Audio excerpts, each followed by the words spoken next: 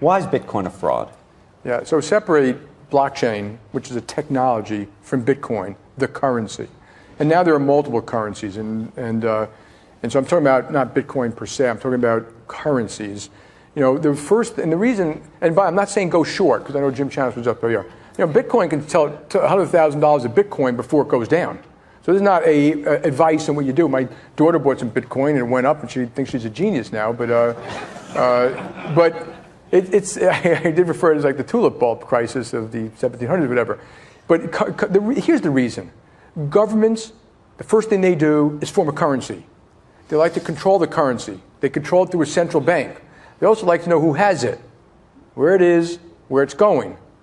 Okay, and you just saw China just is closing down the Bitcoin exchanges. And all I ever said is that at Bitcoin, the bigger these things get, the more governments, right now, they look at it as a novelty. You know, they love in Washington, talk about, oh, this is technology, we love technology. Wait until someone gets hurt. Wait until it's used for illicit purposes, which it is somewhat used for illicit purposes. They close it down. That's my point. So it's not, you can argue and I also said there's a good reason for it.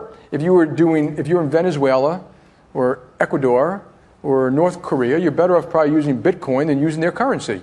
That can't possibly be true in the United States, unless you're speculating. And that isn't a reason to say something has value, because other people are going to speculate. That's tulip.